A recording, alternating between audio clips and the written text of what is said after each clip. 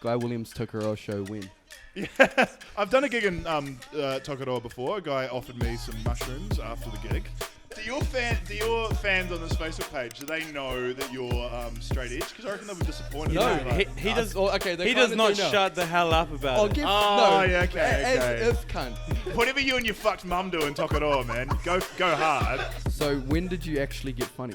Sonny Bill was the best guy. I met him because he was one of the few All Blacks keen to have a laugh. I'd go to press conferences and it's tense as shit. The All Blacks are so tense. You hit up the Prime Minister of New Zealand, Yeah. you hit up any important person, it's chill. Yeah. But not the All Blacks. You can't fuck with them.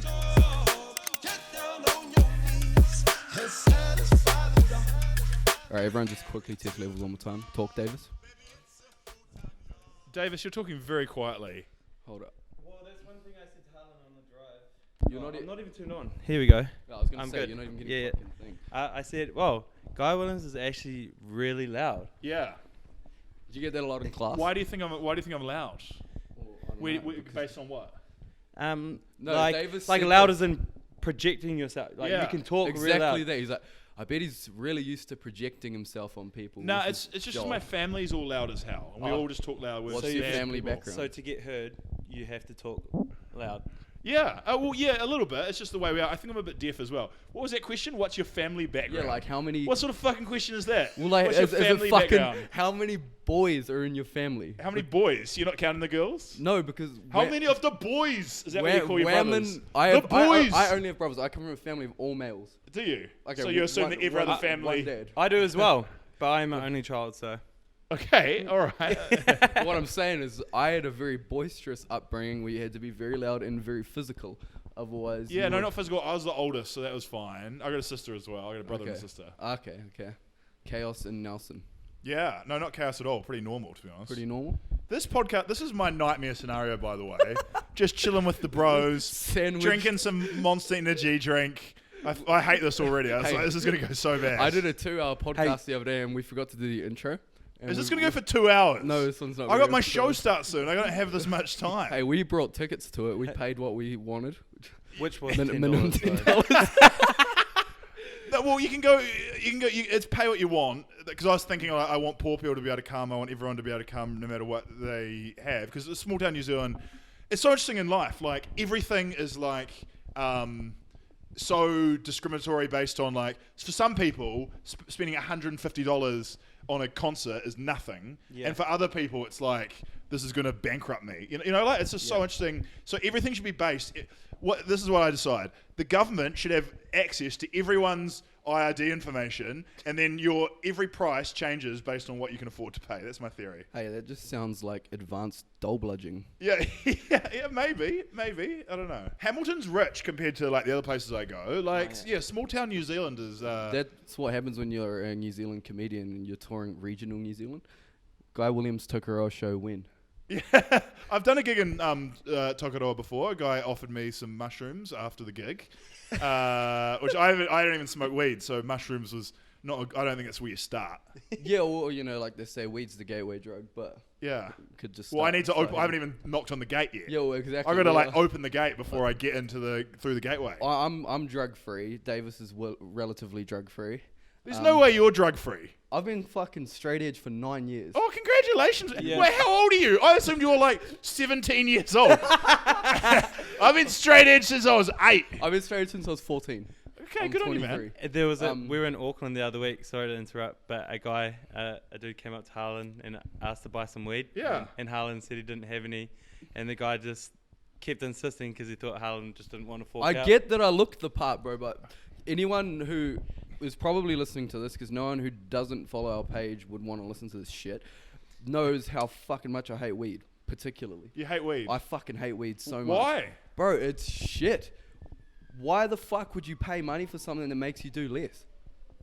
Okay. I would rather smoke crack, whack a fucking roof on someone's house than to buy more crack. That's bad though.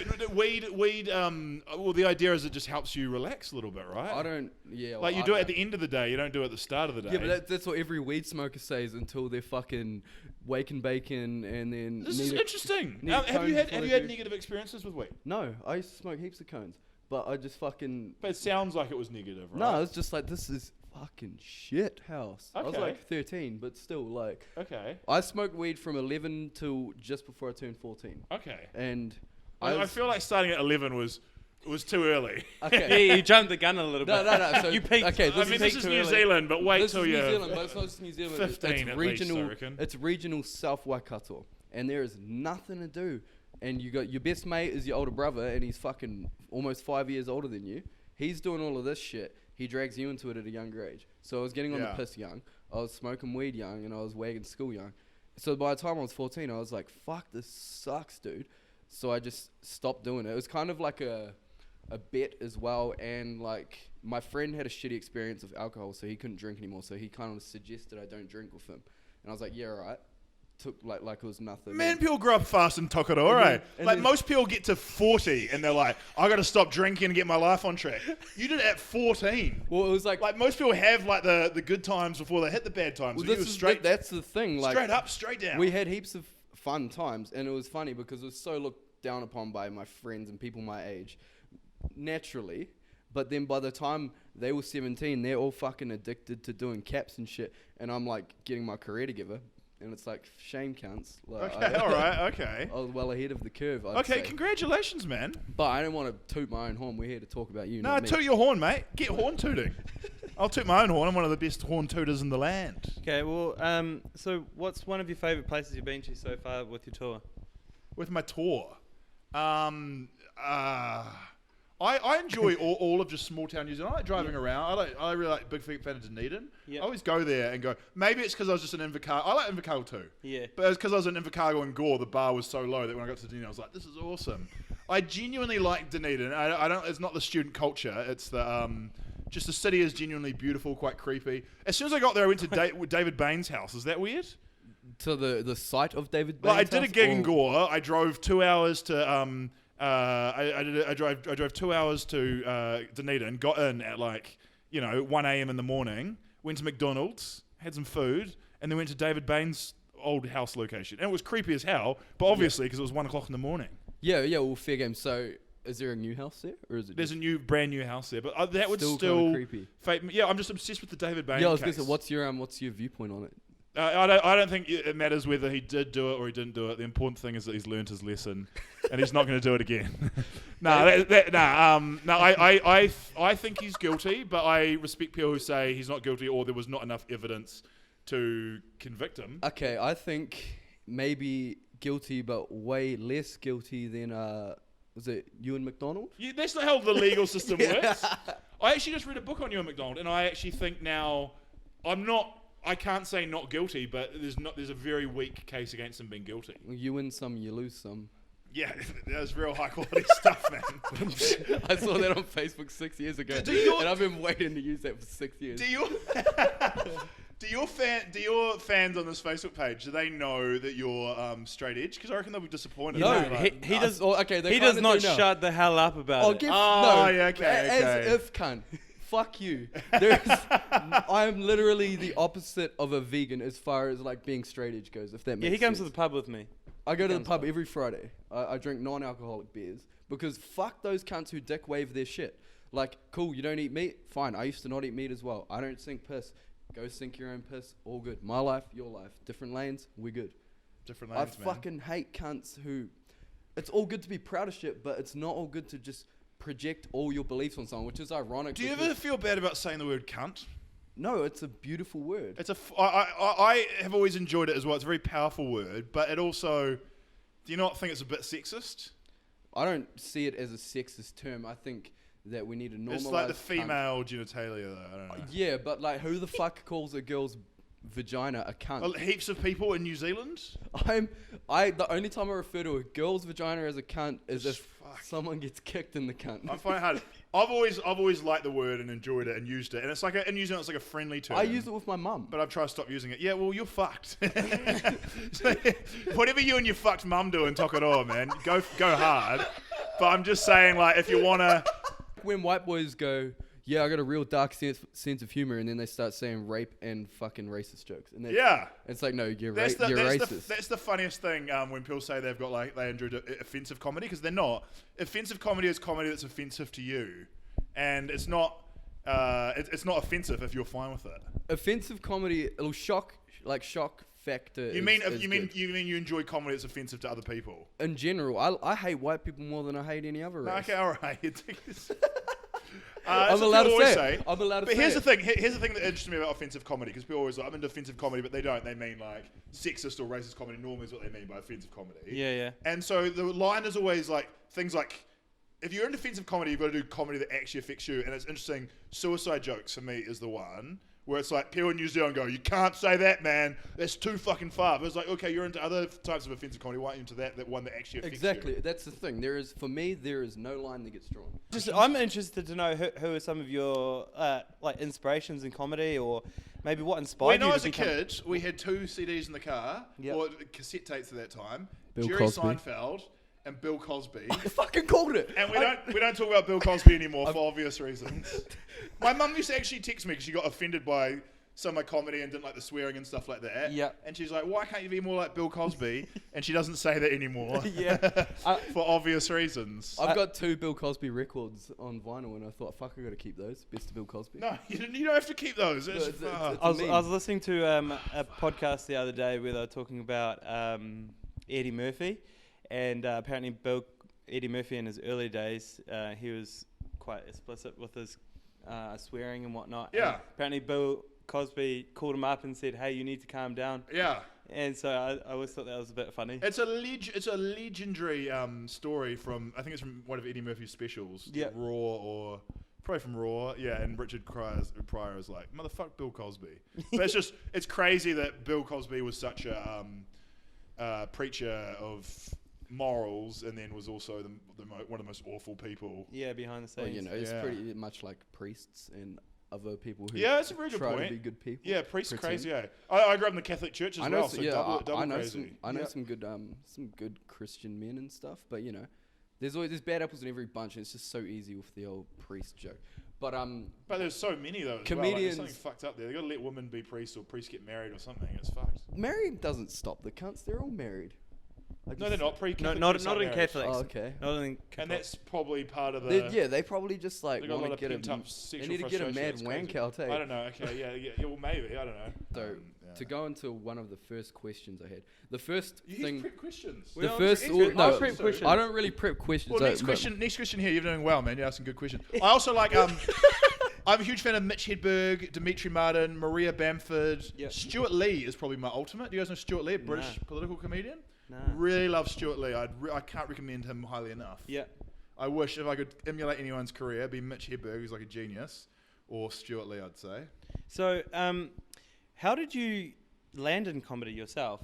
I mean, Give it a crack. Everyone just give it a crack. That's what I always say to people. You've got to live in Auckland or maybe Wellington at a push. Yeah. Somewhere that's has regular gigs. Yep. But get up on stage and start doing it. That's what I decided to do.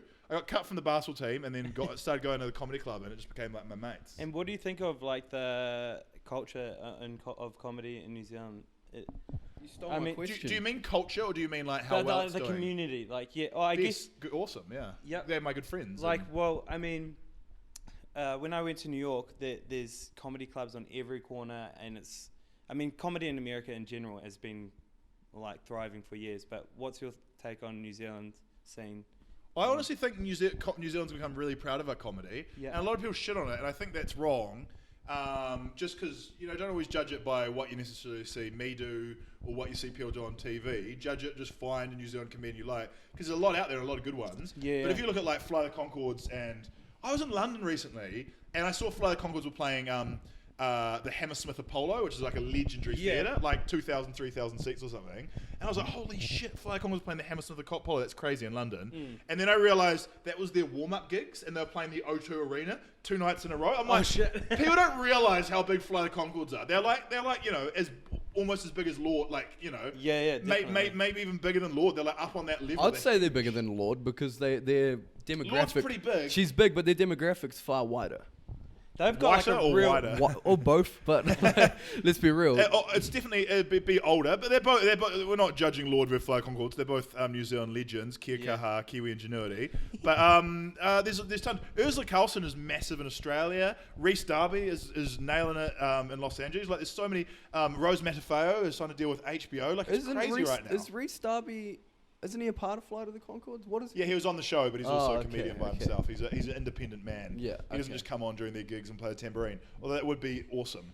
But anyway, there's so much good comedy developing as well that's coming out. Freaking Dangerous Bro just got a special signed. I got Fan Brigade. They're, in my mind, the next Flight of the Conchords supporting me on the show tonight. Yeah. There's so many good comedians in New Zealand. It's crazy. We got your contact from Joe Damon, who Yeah. that was how we got a Joe hold of him. Damon's a good guy. He's coming up. He's I love his shit. Like I think he's hilarious. I love how well spoken he is. He's got like the radio voice. It's super. Okay, I've never even noticed that, but yeah. It's so low. I like listen to his shit. It's so smooth. I'm like, ooh. Boy. You get one W in life, I hear, and it's like, what is your W? Because fuck, What is 1W? What do you mean? one win. Yeah, One win? Yeah, That's and, not true. And yours is your comedy career. Yeah. Why are you laughing at that? It's going all right. That's got it. I'm on this pod. I've made it to this podcast, so that's quite exciting. Hey, you got This double- could be our you got win. Double our following. Having This is you. definitely our W. Sorry. What were you going to ask? Sorry, we interrupted you. Oh, I can't remember. Well, you interrupted us, then we Yeah. revenge interrupted you. I'll just Yeah, you interrupt. I'll did. just interrupt you there. Yeah. So when did you actually get funny? Never been funny. No, you got funny. Never will No, be. you You got Honestly- funny in like You got At funny sometime in overnight. 2019. It was crazy. there was you always were the background guy on Jono and Ben or the side guy. Yeah.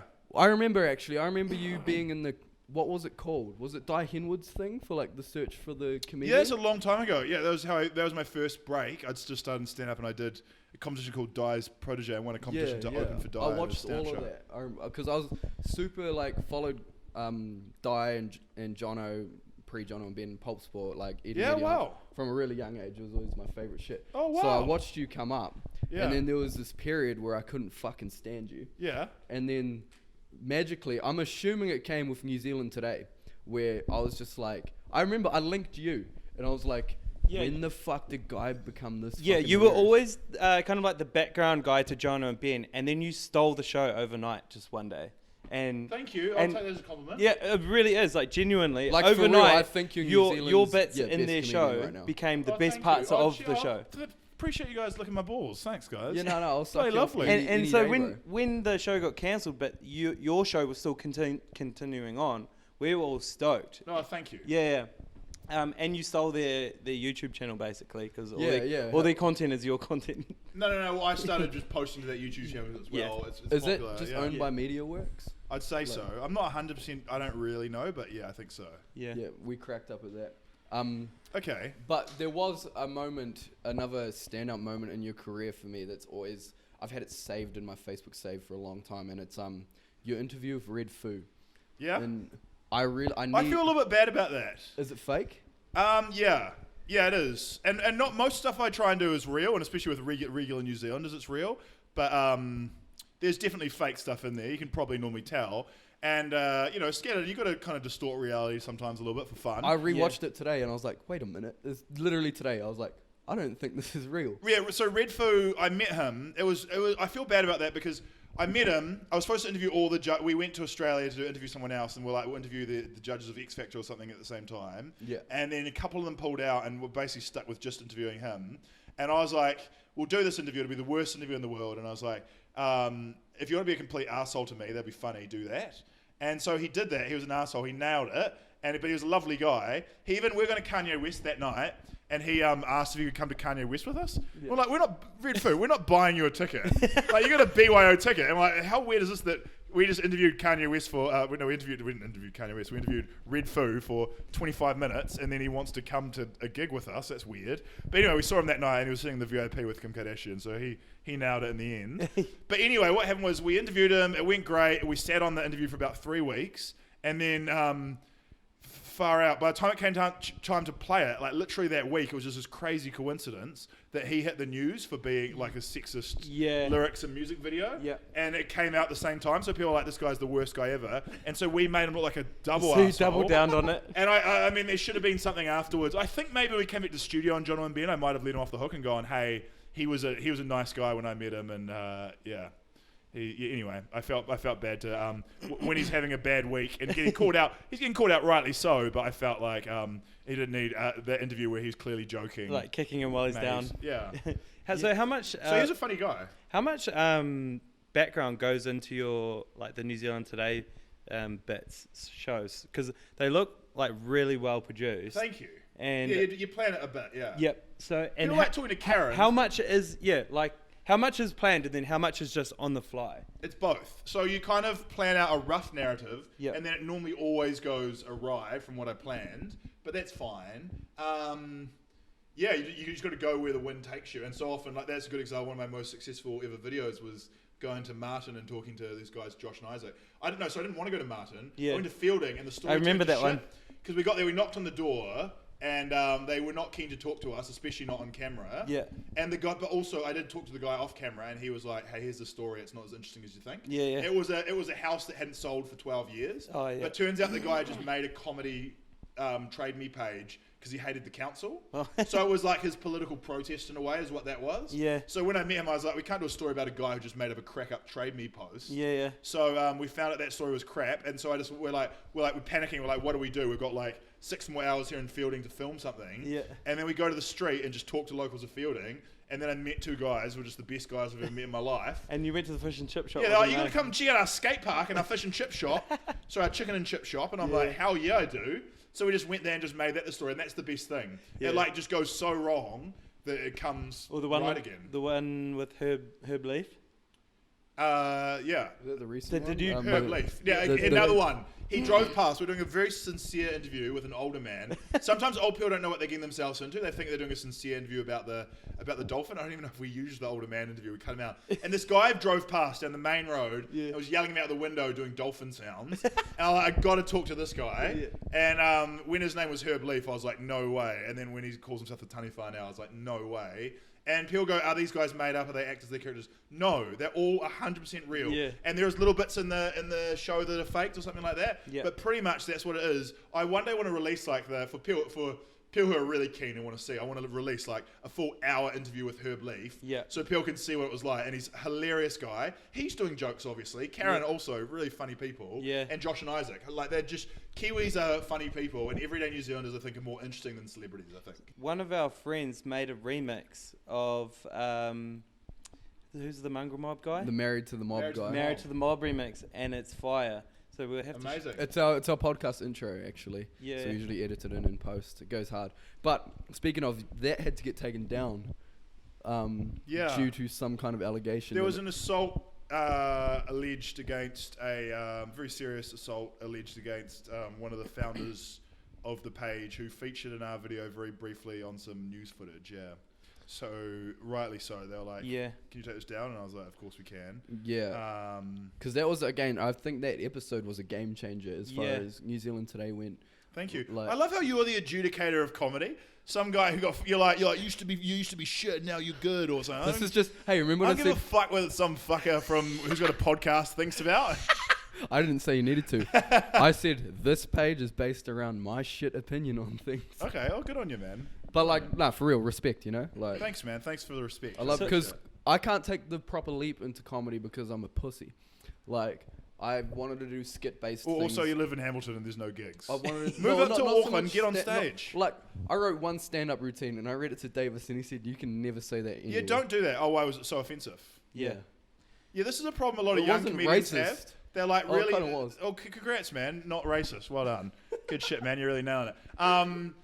A lot of comedians come on because they're really influenced. I don't know about this guy you've talked about in New York City who roasts people. Yeah. But like a lot of the popular comedians now are like a bit edgy. Yeah. Like Louis C.K. would do quite, before he got done for masturbating into pot plants, he did a lot of like hard, difficult material. Like he was a very skilled comedian. Yeah. And when you go to a Raw night, everyone's like, "Time to do my big jizz on people's faces material," and it goes terrible because it's really hard to do. You think it's easy, Yeah. and it's like you've just got to start easy. Start with just small observations and just try and do some comedy that's not going to shock people, and then do your shock comedy on your second gig maybe. Yeah, So- yeah. And also you can't test out with your mate because it's just one person. You need an audience of 15 people minimum. Ideally 100 people to test out whether the material's funny or not. So I just wanted to get some value out there for those who are watching, kind of trying to get some background on their come up. But and what are like some pitfalls that you see that? So I guess you talked about one before about the type of comedy. Yeah, well, just it's Like fine to do shock pitfall- comedy or edgy comedy or whatever the fuck you think you're doing. Just you can't start like that. Like it is hard. Comedy is hard. Yeah. If you don't realize it, it's fucking hard. And you got guys like this going, "You're shit, mate." It's like really. I'd never once expressed to you that you were shit until after you got good. Okay. Therefore, I was kind to you. I don't give a fuck. Okay. The point is, it's like really difficult to, because there's different types of comedy, or as we've learned here. Yeah. Some people do podcasts, some people do YouTube videos, and some people do stand up. And it's really weird when people go like, "My mate's funnier than you." It's like it's so easy to have laughs within mates. People you know, you've got in jokes. You can just quote David Brent if you want. Yeah. But then getting stuff that actually works on stage in front of strangers is real fucking hard. And it's a grind. So you can't be discouraged. You got to just keep on doing it. And it's a lot of fun. Just get out there and start bombing. You know. And I'm bombing all around New Zealand, loving it. Yeah, living that good life. What's the worst bomb you've ever had? So I always talk about one opening for Raybon Khan at a karaoke bar in Wellington when I was starting out. You know, just when you're starting out early, because like now I'm quite good at getting out of it if I'm going down a bad road. Yeah. And you've got old material you can fall back on and stuff like that. But like I've eaten shit a lot of times, many good bombs. Just a bad corporate where you just suck for like you got to be on your book for like 45 minutes, and like 15 minutes in you can tell these like, because comedy's so generational and stuff like that. Like I feel old compared to you guys, but like if you're doing a corporate in front of like real estate agents who are like, you know, 65 years old, it can be difficult to like, you know, you'll go, "Any Jay-Z fans in the house?" And like no one who have heard of Jay-Z before, and you're like, "Oh shit, this next 25 minutes is gonna be a rough time in my life." So you've got to kind of like find an audience you can play to, and just get out there and give it your best crack. I don't have a fucking clue what this means, but it may be of importance to you. I don't know. It could just mean nothing to you as well. All it says was, "Ask him what's underneath Ron Kelly's moustache. He knows what it means." Oh wow. Okay. Ron Kelly was a legendary teacher at Nelson College, and now he's like a administrator, like a headmaster or a deputy headmaster or something like that. I really like. I used to call him R. Kelly, and he used to hate that. He'd hate it even more now. Even then, it was like R. Kelly. He was like, "Why would you call me that? He's a sex offender." And I'm like, "Yeah." And it's like when R. Kelly was a sex offender, like back, that was like in 2004, and it's like crazy. It's taken this long to like jump on these people. It's so interesting how comedy exposes some things first. Yep. Like it's like, you know how like, it's a classic sexist joke about women. It's like, I wonder who she fucked to get that job or whatever. And now you know, fucking Harvey Weinstein was literally like molesting people and shit like that. It's crazy. It's definitely a joke that's not a joke at the same time. Yeah, and I guess all comedy is based, or not all comedy, but a lot of comedy is based in some sort of truth sometimes. Yeah. I used to watch the Boondocks as a kid. I don't know if you've ever watched it. Never even heard of that. It's a very African American orientated show made by African Americans, very hood humory. It's a cartoon, and they used to cover a lot on R. Kelly pissing on girls. Yeah. And it was classic, but yeah. It was funny until you realise like there's a lot of sexual assault going on. And then like, I watched that documentary that they aired on R. Kelly. That makes me. Yeah, it's bad. And the Michael Jackson one, I couldn't even watch that shit. Dude, the Michael Jackson one grossed me out, bro. Like how they just went too into detail on it. Well, you have to cut through and do. I know, but I really don't want to hear about like. Yeah, it was so bad. Yeah, let's not even go there. I kind of turned off before it was just at the fun bit where they're just going to SeaWorld and stuff like that. I hate Michael Jackson. Seems like a great trip. He definitely did it, but I still feel like that documentary was way too incriminating for someone who can't defend himself. Yeah, I don't know, but you seem like a Michael Jackson fan. He was brought up unbelievably religious. We're not attacking him. And we're not attacking him. What does this bring up religion have to do with anything? Because listen to this. What are you called, bro? What's your title? What? What's your religious title? Oh no, my family are like Mormon, so. Wow. He's done a mission. He's a missionary. What are you? Oh, you're a brother. No, wait. What's it called? I went on a Mormon mission a few years back. I don't go to church anymore. You're an elder. That's the word. No one's jumping on you. Like, did you go to church? No, man, I didn't go, man. Were you fucking there, man? No, I'm not like I don't feel. I'm not embarrassed about it all. I actually I hold that my time there with pride because I mean, you know, we did a lot of good things for people. And where'd you go to do a mission? England.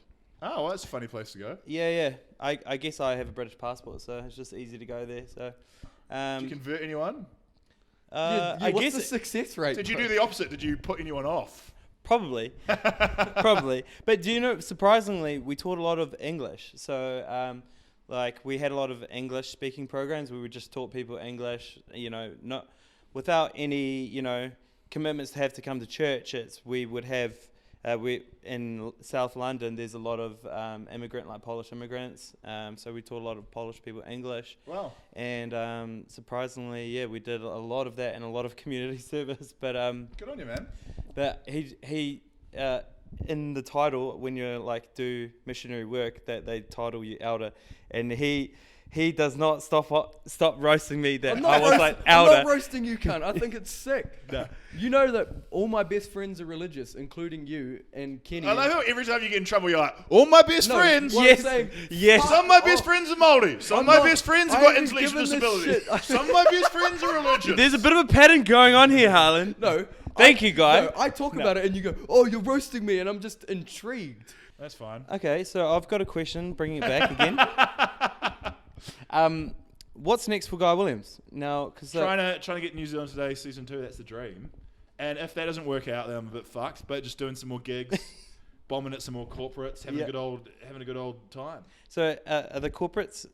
They must be pretty good paid gigs. Yeah, they pay well, but it's real hard. Yeah. And it's funny because every comedian basically is like, I go there, I suck, and they're just like, they'll never book me again, and it's fine. That's the secret of corporates. So I once bombed at the BP Wild Bean Cafe Barista of the Year Awards, but I just pretended that I bombed on purpose to protest the Gulf of Mexico oil spill. Genius. Fucking genius. That is actually big brain shit. Yeah. Which bring big brains. I'm going to address the elephant in the room. How tall are you, Guy Williams? I'm 6'5", 6'6" ish. How big's your cock? It's very small. What is the fuck? This guy's loving it, eh? He's like living the dream. We've got a bit of a joke going on in the group chat that Harlan's got an all good dick. It's just all good. It's just all good, and that's the That's joke. what I saw. I briefly looked on the Facebook page and I saw all the stuff about his all good dick, and I was like, congrats on having a great dick, man. Okay, so the context. I haven't even posted on the page the context, but 2 dudes of homosexual sexual preference came up to my friend on the weekend. They were literally gay. I'm not hating. They were like, and they were intrigued about my penis. And my friend goes, "He's got an all good dick." and previously, a week before he had shown me a photo of his penis, and he's like, "What do you reckon?" And I was like, "Yeah, that's all good." And then this happened the week after, and then it was a joke for the rest of the night between us, like, "Oh yeah, you're all good." Yeah. And then congrats, get the seal of approval. Okay, so we just finished up the show with Mr. Guy Williams. He absolutely killed it out there. Thank you. It was sweaty. we need to be like, well, no, this guy's taking the piss. What a ride it was. It was my weird idea to do this after Podbit, but the reason I thought it was interesting is I was like, some of the things you guys were asking questions about were things I did in my set, and I'd be interested for not too harsh feedback on. I'm like, did you think I was like a PC gone mad social justice warrior cuck up there? No, you were very moderate about it, and I love the way that you fucking just played constantly on, oh, PC gone mad. Yeah. It's fucking, it was good comical relief between it as well. Like, if you did say something that was kind of getting a bit preachy, you'd be like, and then joke on it. Yeah, well, normally if I get preachy, it's because I am riffing and there's just no joke. Like, it was supposed to be funny, and the funniness ran out. Yeah. No, it was good. But you know what the funniest thing for the first 5 minutes was fucking every time you spit a pee. Yeah. That lighting is just the like, spit, yeah. So much spit. I was going to heckle you. I do material about it. Yeah, it's fucking... I was going to go, you got any spit left? Yeah. But I was like... So I spit when I talk, and we almost need to change the lighting so it's not so obvious, because if you're... Some gigs, it's really intimate, and it's like the front row can just see it just raining down. It was so funny. Queenstown, man. It was... on my things... On my side of your show, I thought it was great. I've had too many beers. I've had too many beers. This cunt was 1 beer in. Not even that, half a beer in. I had 1 beer and I was feeling like... like... there chuckling at like... But, not anything. And I'm like... Yeah, that's the enjoyment of life, though, And he isn't it? goes, I was like, I had 1 beer and I was like, oh man, I need to stop. But I carried on. A But I thought your show was great, and you're thank you. seamless. Like there was no cheers. awkward. I can't imagine. I'm so awkward when I talk because I stutter a lot, and half of the time I don't even know what I'm talking about. Same here. And so when I just see someone stand up and yarn for like a good hour or whatnot, and it be so seamless. Oh, thank you. It was pretty good. So when I started in comedy, I did one-liners. So I'd do joke, pause, laugh, joke, pause, laugh. Not only is that so hard, but it makes it really obvious when a joke fails. And I watched other comedians. I was like, and to be honest, if I had the guts, I'd still do one-liners. Like my favorite comedians are literally Stephen Wright, Mitch Hedberg, Dimitri Martin. People who just deadpan it, microphone and stand, no delivery, they have a delivery, it's just like monotone. Yeah. And I would love to be able to do that, but your joke's got to be amazing. And if a joke fails, it's really obvious. And I learned from more standard comedians that if you just flow, then people can't tell if you're sucking. Because it goes from being a comedy gig to more of a weird shit TED talk. But that happens sometimes. It did get a little TED talky tonight, actually. Yeah, well, so I often cross the line, and then if you do jokes about suicide or domestic violence, then you feel like you need to mention that a little bit as well. Otherwise, it seems weird just to do some suicide jokes and then just leave. They were good. They were relatively tasteful. Thank you. I really thought that. I think we need to talk about suicide in New Zealand because it's such a major problem, and domestic violence as well. These are epidemics in New Zealand, and no one fucking talks about it. Exactly, and that's exactly the message that we preach with the page. So like, I can't remember exactly what our bio says, but it pretty much says like the discussion of mental health via comedic relief. Okay. And I thought you did that very tastefully and very well. So when I started in comedy, and this is mildly interesting, I thought, because I'd like moved our religion, because I grew up religious as well, Catholic, and I got out of religion and got into comedy, and I was like, comedy is a new religion, George Carlin, bloody, like telling truth bombs, Richard Pryor, telling it hell is, breaking down boundaries and stuff like that. Yeah. And then like 4 years later, like all my heroes got arrested in jail for like being horrible people, and Bill Cosby's in jail now, so I kind of had to reverse that plan a little bit. My dream was honestly to open a comedy club called The Church, because I thought it was like some next level shit. I know. It's embarrassing to say this out loud now, but that was what my dream. I thought it was good. Luckily, you found all this out before you started that comedy club. Yeah. I wonder what Bill Cosby's prison's like his cells like, because there's a Rick Ross lyric that's always spoken words to me, and it says, "I seen a rich N-word go to jail. He put Wi-Fi in his cell," and I'm like, is this a thing? Yeah. And it's like, middle of the night, might want to Skype. Yeah. And I was just like, okay, this could be really a thing. Well, because of his age and because of his profile, like low risk of reoffending, like his offences are not against people who are in jail. So I'd say because he's not a threat to anyone, they possibly would have him in like a lower security, but I wouldn't know. So, we recorded your whole set and we're going to upload it. I can't wait to see it. I did notice that there were, I called a few punchlines on some jokes. And I embarrassingly said a joke that I also said in this podcast. That's I was like... That's shameful. I met comedians when I started out who would do material and conversation. Like, never do that, but then here I am. It's so easy. I feel it's so easy to rip material and like put it into conversation and like when you say nothing worse. This girl you can't see out of shot is the queen of squeaking like a mouse, the funniest joke you ever hear, and then you say it out loud and everyone just cracks up.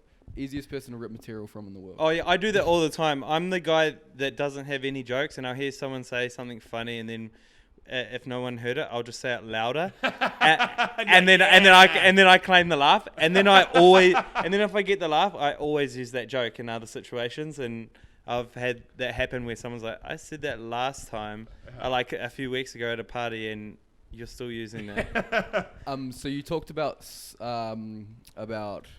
like rednecky incel men getting mad about Hermione being cast as a black woman, and so this is gonna sound like I'm exactly one of those fucking dudes who gets really offended by everything but says he's not offended. My joke was supposed to be that like people who claim that people get too easily offended these days are like the most sensitive people. And you like go, you get easily offended. Like, no, I don't. And the person who gets easily offended is definitely the person who found this out. They went through every Harry Potter book and they found a line that references Hermione's white skin. Wow. Wow. Imagine being that guy. Because What okay, you're so like. That's so- how sad. I think. If Okay, you I get rest offended my re- case. Yeah, Yeah. so the counter cancel culture on the internet, aka the incels, they really love ripping at J.K. Rowling. There's a large hate for J.K. Rowling on the Because internet. she's a real because she successful, rich money. because she Yeah. virtue signals so hard, like constantly making characters gay and things like that. Yeah, a couple things there. Yeah, that's weird how she tweets out in retrospect that this character was... So people debunk all of her tweets and find references. Oh yeah, her she's forgotten tweets. about. That one, I couldn't tell. Was she doing a joke? Anyway, I don't want to get into it. Shout out to Harry Potter though. What a book. What a Yep. time. You know, Classic. I did read Harry Potter as a kid, and It's great. I'm not a big reader. It's the but best. Shout out Harry Potter. I've read Harry Potter. No, I had one mildly interesting point, and I've instantly forgotten what it was. But J.K. Rowling tweets. yeah. Oh, there's nothing wrong with getting offended. That's what I always say. People go like within reason. Like, don't go out there just trying to just try and screw people over by getting offended by everything they do. But if you do take offense, that's fine. I never understand why that's seen as like a negative thing. Yeah. Also, it's funny how you talk about virtual signaling. Don't get me wrong. There's nothing worse than someone who's trying to brag about all the great charity work they do or whatever like that. But it's like, if you want to espouse like a virtue, then go hard. You know, like just, I don't know, people are too judgmental. It's funny, people are being judgmental about people being judgmental, and now I'm being judgmental about people being judgmental about It's a people being vicious judgmental. cycle and it never ends. Yeah, Yep. and basically the internet, we're just all just like licking each other's assholes. Mm-hmm. I'm sorry I said that. I don't know. It's too late now. It's I got a to drive long back night. to Auckland. You I'm don't losing even have my a mind. hotel. Pardon? You're not in a hotel tonight. Nah, nah, man. Nah. Who the fuck's promoting this, bro? Me. Oh, I'm yeah. doing it myself. And I'm saving my $250 and going back to Auckland. It's Hilton, bro. It's $80 for a room. Plus, I want to sleep in my house. Yeah, fair. I'm Have not you sleeping ever- in an have $80 you- Hamilton hotel No, room. dude, have you stayed in a hotel here? Stairs. Have you stayed in a hotel here? Heaps, yeah. Have you stayed in Le Grand, the one down on the corner, the big old fucking... So there's this Hamilton hotel. It's like the OG hotel, and it is The Shining. Yeah. It's literally The Shining. Yeah, I've walked past it many times and it looks creepy. I house all my artists there when we run events because it's $80 a night. Yeah. And like you check the closet for bodies. It's so bad, but it's high roofs, red carpets. Like it's fucking disgusting. So there actually is a Shining hotel in New Zealand. It's called the Chateau Tongariro, and it's that just already sounds creepy. yeah. It already I've sounds stayed. creepy. It's beautiful. Have you been there? Yeah. Yeah, it's beautiful. It's like actually, it's one of those things, bucket list things to go at least go have a meal there or something. Crazy high, like beautiful villa thing. But it's the crazy thing about it is that we got there in the middle of the night. We're shooting New Zealand Today, and this guy who was making doing the bags, he kind of creeped us out a little bit, just like a local guy. We're not near any other houses. He's like doing the bags at 12 o'clock at night. Thank you to him, great job. But then we got up the next morning to leave at like 8 o'clock in the morning. He was there again. And I was like, what? Are you doing like an all night shit? Where'd you go? Did you sleep? Yeah. Where are you staying, man? It was fucking wearing his like weird, also tuxedo, like clothes you'd like never see worn anywhere else in New Zealand. It was. Also, we don't normally have baggage. That guy probably didn't even work at the hotel. He's just like a yeah. creepy Hey, dude. But, you talk to the staff. Your baggage guy, does he sleep? What baggage Yeah, guy? yeah. What baggage guy? Who was that dude? And people who live in you don't realize how many crazy small places there are in New Zealand where it's like just people live a completely different lifestyle to you. It's so fascinating to me. Yeah. That's where New Zealand today, I guess, comes from. You actually shouted out one of my favourite restaurants, Victoria Street Bistro. That's Rich no guy. longer... No, my auntie took me there. That's the only Yeah. reason. And I had one meal there, and I raved on and on about it, and I went to take my girlfriend there, and it's no longer there. Yeah. It That was a good restaurant. Well, it was actually Hamilton's only hatted restaurant, and a hatted restaurant is like the highest like prestige Yeah. you can get as a restaurant. Wow. But I imagine it just stopped making money, and then they got dehatted.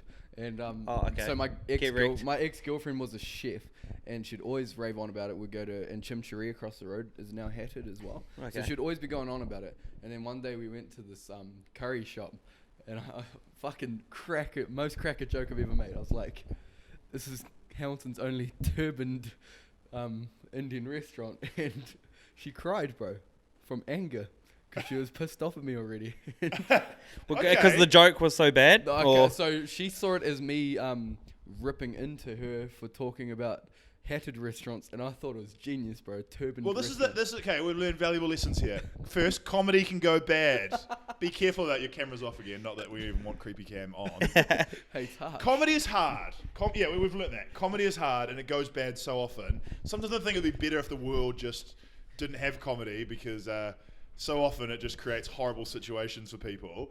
And every joke has a victim, and sometimes, I mean, I think your ex-partner there was possibly being a little bit sensitive, but I think she's already pissed. Anyway, like you can't control what people find offensive or not. But the other thing is, when you're telling a joke, mate, don't build it up as, this is the best joke I've ever done in my life. Because when it's just you change hatted to turban, you look like a fucking idiot.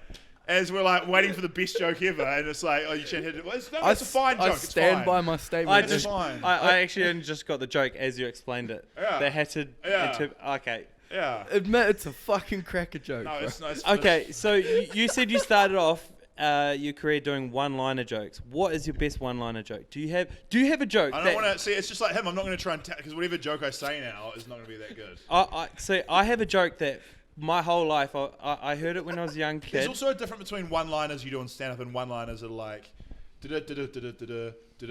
Yeah. You know, like classic set-up punchline. It's kind of different. Well, do you have a joke that you've had with you for years, even if you think other people might not find it funny? Do you have a joke that you always find funny? Oh, thousands. Yeah, like most of my material. What so is I go out there, I'm like, this is hilarious, and then it just dies on its ass. I'm like, fuck. Can I pitch you my joke? Yeah, let's just hear it, man. Okay. So you think this is funny? I actually asked you just so I could tell my joke. And so no one, you think this is funny, but no one else finds this funny. Well, we will see. Okay, I heard this when I was about 8 years old, and I laughed at it, and I didn't really understand it until I obviously got older. Oh no. Okay, what did the elephant say to the naked man? I don't know. What did the elephant say to the naked man? How do you breathe through that thing? That's great, man. It's real good stuff. So bad. That's real good. You know what, bro? I can't believe I just got ripped into for the greatest joke ever made. And he's getting away with this shit. My audience is still laughing. Like, she can't hold it back. She's not laughing, mate. She's laughing. It's like a sweaty, like, oh. The one thing we've learned is that comedy is hard, and don't build up your joke. The greatest joke of all time, or this joke that you've been laughing at since you're 8 years old. Wait, what's the bet? Next a Guy good Williams show, he talks about going to a turbaned restaurant. That would be funny if I stole your like weird, yes, racist Indian restaurant it's material. not racist. It's not the best, but anyway. Like you could get Twitter cancelled for it, I reckon. Yeah, you get Twitter cancelled for that. Oh. And be fine, like good. Get off Twitter. Twitter's horrific anyway. Hey, I've got 20 followers. So, and I don't think any of them have been active for 5 years. So. That's no good, mate. You got cancelled by Sonny Bill Williams on Twitter. Yeah, no, I just got blocked. I didn't get cancelled. We're still good friends. I followed him in Japan. Oh yeah, I saw that. So, what was the relationship like? What's it been like since? Have you talked to him I've since? told my Sonny Bill Williams story a lot, but I'll just keep it short for Peel. Oh, yeah. Sonny Bill was the best guy. I met him because he was one of the few All Blacks keen to have a laugh. I'd go to press conferences, and it's tense as shit. The All Blacks are so tense. You hit up the Prime Minister of New Zealand, you hit up any important person, it's chill, but not the All Blacks. You can't fuck with them. And I'd hate getting sent to the press conference because it's so fucking serious. And it's fucking rugby. Don't get me wrong, I understand rugby is important in New Zealand, but like, have a bit of a laugh about it. It's a bunch of men lifting up other men by tiny shorts. Like, we've got I love sport, but it's funny. Yeah. All right. And anyway, the only guys who would have a laugh with me were Izzy Dag. I'm saying like his mate, Israel Dag, would be good. He would like always like give me time of day, answer my questions, and like have a laugh with it. He's the best guy. And the other guy was Sonny Bill, who'd go even further. Sonny Bill would like tackle me, put me in a headlock. Have a bit of banter with you. Always have a bit of banter. Yeah. But then one day the banter went bad. And I'd made a joke about his boxing career, and he blocked me. It was kind of a joke, but then I followed him around Hamilton, kind of stalked him a little bit. And then he kind of like was like, oh, I've had enough of this guy. But also, Sonny has changed a lot. Like, he seems to got more serious. He's become obviously changed religion. He's become very religious. Yep. And there's nothing wrong with that, but it means that he's not so keen for laughs with old guy. Yep. And last time I saw him though, he was funny, and he was in Japan. Like, he was real deadpan, but he was like cool with everything. Yeah. But yeah, he's changed the person. But if he thinks he's in a better place, then full credit to him, you know. Yeah.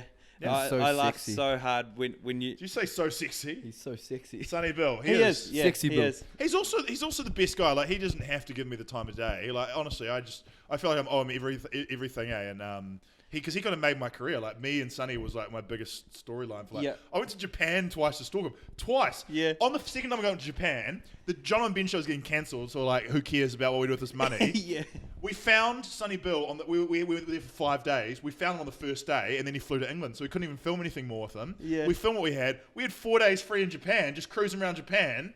That was the best trip of my life, pretty much. The shot where you saw Sonny, I don't know if that was the exact shot where you saw Sonny, but where you just had that look in your eye, and then him looking at you, and the music comes on, Sonny. Yeah. I laughed so hard, and then you made it so awkward because you were being really loud, and he was like, "Oh, don't be loud, please." Was that awkward for you when you were doing that? Yeah. Well, especially because he wasn't laughing with me. He was real serious. Yeah, it was tense as shit in the middle of busy Japanese hotel lobby. The music obviously didn't come in. The music's interesting because I didn't like that joke, and my director Matt was like, "Nah, it's great, man, it's great." And I'm like, "No, I don't want it. It's too obvious." And anyway, I'm glad. I'll be pissed off. I loved it. He wins that one. Do you have many fights with your editor? Yeah, all the time. Yeah. Yep. No, they're not fights. They're just difference of opinion. It's like any collaborative project. Yeah. Is there inside info so you find out where the All Blacks are staying, or is it just kind of Yeah. We just bully every journalist. Did you just vape in the middle of this? Yeah. Hey, that was impressive. Hey, if you're looking to buy vape products, head to www. No, don't plug your vape thing. Plug it after I'm gone. Have some respect for me. Whatever the fuck you were saying. Intel on hotels. Yeah, you just contact every journalist. But it's the good thing about New Zealand is, and this is what Are people because people obviously know your objective? They know you're kind of doing a take the piss segment. Do you find that kind of burns some bridges with certain connections? You walk into the council. I think it was on the blackface episode or something, and they're just like, "No, you're just going to take the piss out of us." Yeah. Definitely. And some people aren't up for a laugh, or some people don't know it's a joke, and then when they have the jokes come at them, they get real pissed. And I feel horrible. It hasn't been much. Yeah. Because normally I'm able to talk my way out of it. Because people get shocked by what I say and stuff all the time, and I have to walk it back because I don't want to ruin people's day. Yeah. And there was one time. This is probably my last yarn because I've been here for too long. I'm so embarrassed I said yarn out loud. We were in the town of Tai Happy, the gumboot place, right? Yeah. So they didn't even invent gumboots there, or they just do they don't even have a gumboot factory. They're just real proud of gumboots. Anyway, the farmers. We're in Tai Happy, and I met this guy. This guy stalked me down the street. I was just going to Subway for lunch. The crew was eating somewhere else. I wanted to go to Subway. Did he actually stalk you, or the street's only all the way down the street? The street's like 20 meters long in Tai Happy. Yeah, he followed me all the 20 meters down the street, and he's like, "Excuse me, are you Guy Williams?" I'm like, "Yeah, hey, nice to meet you, mate." Thinking he was like a fan or something like that. And he goes, "Can I pray for you?" And I'm like, "What?" And he's like, "Can I pray for you?" And I'm like, "Okay, all right." And he started praying for me, and he's like, "Tell me about how he's like blessed by whatever." And he's like, "Did you have a dog?" And I was like, "No." and he's like touching me, kind of like he's like reading my mind. And he's like, "Did you have a cat?" And I'm like, "Yeah." And he's like, "How did I know that?" And I was like, "Well, because a lot of people have cats or dogs. That's a pretty easy guess to make." And he's like, "Did you care for it though?" And I was like, "Yeah, I cared for my cat." And he's like, "How did I know that?" And it was like, this was the stupidest thing. I thought this was so funny. So I was like, "Wait a minute." And I had to go get the crew and get them off their lunch break and go, "Can we film this?" Yeah. So he filmed me doing that. And then I went and started doing that to people. And I go, "Do you have a dog?" And they're like, "Yeah." And I was like, "Do you care for it?" And they're like, "Yeah." And I'm like, "How did I know that though?" And I was being an, I feel bad because for a start I mocked that Christian guy and felt bad because he felt shitty then and like, I don't mean to ruin people's day. I just thought it was funny, right? Yeah. But anyway, so I kept on doing that. And I escalated it every time I'd say to someone. So it was just random people on the street. There was this really old man who didn't recognize me at all. Yep. Didn't know, people just think, if they don't think you're comedy, they think you're the news. So he just thought, and I'm in a suit, so he just thought I was like the news or something. And I felt bad, and I was just doing what was obviously jokes. Yeah. I was like, "How did I know that though? How did I know that?" He's like, "Because I have a dog and I care for it." And he was getting like angry at me. And I was like, "Look, mate, if you don't receive Jesus into your life, you're fucked." And I yelling at him. And I was like yelling at him, like I was being an asshole. And that was a joke that I was trying to be like loving, but I was being an asshole at the same time. And he just stormed off. He's like, "This is fucked," and just walked. And then like my production guy who was working with me, Kyle, he chased him down to get him to sign a release form, and he was like, "No, get away from me!" And like stormed away. And was like, "It was just a joke, man. It was nothing." He was like, "You guys are going to hell. Don't make fun of Jesus and stuff like that." And then I chased him down and tried to be nice to him. And he just wouldn't hear anything and wouldn't hear it was a joke and wouldn't listen to my apology. Yep. I just felt so bad that this old man is just trying to walk to the shops or whatever, and I've like fucking ruined his day. I was a real arsehole to him. Yeah. And that's my thing with comedy. It's like you can often ruin people's day, and I don't want to ruin people's day. Yeah. I struggle with this as well whenever I try to make any kind of proper content. I went to J-Day and I took the piss out of all of the weed smokers. Yeah. And fuck, I had to try hard to make sure I wasn't like making these people, as much as I was making people look like dickheads on camera, I made myself look like way more of the dickhead. You can sense when people are up for a laugh as well. But the other thing is, just picking and choosing. Some people are keen as and don't give a fuck. Yeah, because that and was some my people- best content like I ever made as well. Like that was the one successful piece of video content I ever had. Good on you, And man. I- Congrats, and I bro. Well, think I keep did all on good going. with it. innit? But Shit. having people not recognise you and not realise that it's a joke would also play into your side a little bit. Yeah, Because oh, it yeah, makes yeah. it make it, but it's finding that line of not pissing them off so much that they don't want to agree to be in the video. This is my life, man. it With must the- be so difficult. With the flat earthers, it was so hard, and a few of them we had to blur their face because there's one guy who wanted to give me a flat earther pamphlet, and I was like, "Great, give me a pamphlet." Then he's like, "I can't. They're in my bag." And I was like, "What? His bag's on his back." And I'm like, "Can you get them out of your bag?" And he's like, "No, not right now. They're in my bag." And I was like, "Well, just fucking open your bag, mate. And give me a fucking pamphlet." And we had this argument, but shit, I just burped.